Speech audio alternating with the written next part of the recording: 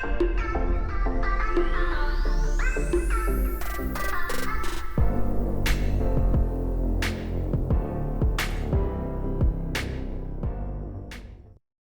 up guys, welcome back to FullThrottleRC. Today we'll be building my new 3D printed jet boat. This is the new design I've been working on and working the kinks out, and I think I got everything done, so let's start building. I'll have all the 3D printing files available down in the description below, as well as the parts that you'll need to build this thing. Couple things before I start building. You can see I already have my servo in here. This is because my original design, I made the mounts too tall. So I had to cut the ears off and just double-sided tape the servo in there. The files that I'll have online, I'll have that fixed so that this servo can just screw into these mounts instead of being taped in there. The other thing is the inlet for the water cooling for the ESC. When I printed it, the layers didn't adhere very well. Instead of reprinting the whole thing, I took some brass tubing, bent it to the shape I wanted, and inserted it in and glued it in with some marine epoxy. There's some tutorials online on how to put water cooling in RC boats, and that's what I followed. So if you have the same problem with layers adhering on that inlet for the water cooling, you can do this as well. Last thing is the seal around the boat. This is what took so long for this video to come out. I had a whole lot of trouble with water getting inside the boat. I'm hoping this will be my the final fix. What I did was I bought some 1/16 diameter gasket cord, and I used shoe glue to glue it in around the seal on the boat as well as on the inside of the lid here, so it'll have 2 layers of gasket. So anyway, let's start putting things together. The first thing you'll need is the impeller and the shaft. I had a couple different designs of the impeller. This is the one that worked the best for me. It's held on with 2 lock nuts here. The shaft itself could be just about any size you want as long as it fits in the output here. What I have is about a 4.5 millimeter OD tube in there, and my actual shaft is about 2.5 millimeters OD. I got some grease in a syringe here. Marine grease would work best, but what I have here is automotive bearing grease. Should work just as well. And I'm just gonna fill up that tube that I have in there before inserting the shaft.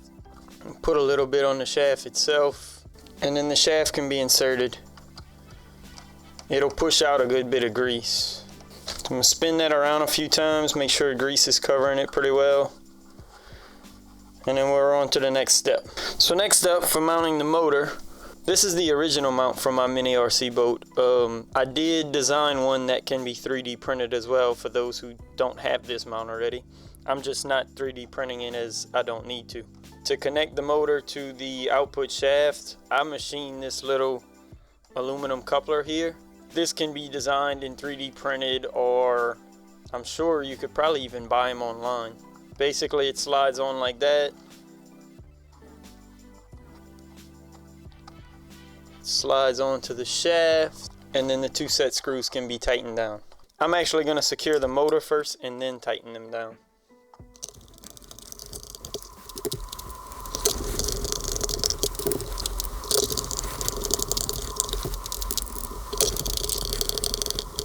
If you use a metal coupler of any kind, make sure to put some Loctite on the set screws first. So next up, we'll install the output nozzle.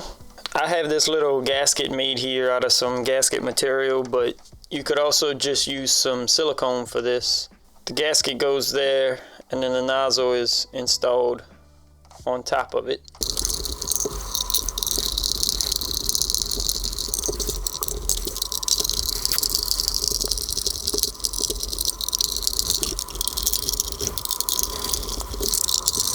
So the steering nozzle is something else I worked on a good bit. Originally I just had this back part as a steering nozzle. The problem was the boat being so light from just being plastic, it would want to lift up like this when riding in the water and accelerating. That's what a boat normally does, but when it gets to speed it should level out and ride across the water. A problem was it was never leveling out, and it was hopping around, and the inlet for the water would actually come out of the water, so the motor would just high rev and no water was passing through the jet nozzle. To combat that, I made this addition to the nozzle. It uses 2 small screws to pivot on and 1 screw with a spring at the top that can be adjusted up or down to point the jet stream down or up. This helps level the boat out.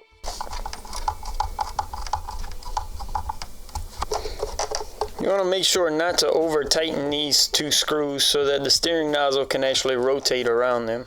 It's really that easy. Basically all there's left is to add the ESC and the tubing for the water cooling, as well as the receiver. I ended up waterproofing my receiver. I used 2 little extensions that plug into the receiver and then covered the whole thing in liquid tape. That way if water does get in, nothing happens to it. I also waterproofed the ESC. I'm not really sure if it was actually waterproof or not, so I ended up dipping it in liquid tape as well and then electrical tape the whole thing afterwards. I'll get these installed and then we'll be ready to go. Alright, so with all the electronics installed, all we have to do is throw in a lipo and screw the cover on. We're ready to go.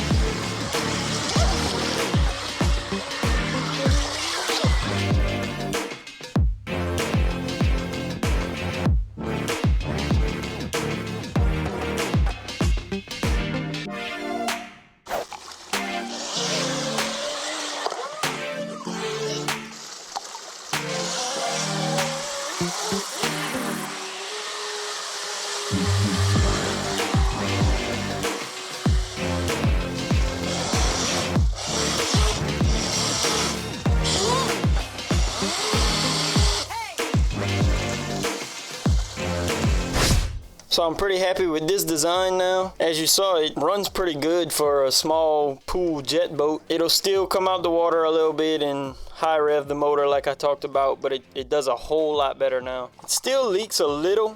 Still a little water getting inside of there, but it's not super bad, so I'm not really gonna stress over it right now. Unfortunately, on that last little rollover I did when I hit the wall, it cracked the output nozzle. Basically sheared it along one of the print lines. Easy enough to reprint a new one though. Like I said, if you're interested in printing one of these yourself, check out the description below. I'll have all the links down there to the files to print it, as well as the files for the electronics and pieces you'll need. Make sure you check me out on Instagram where you can see project updates, as well as some teasers for upcoming videos. Leave a like if you enjoyed the video. Thanks again for watching.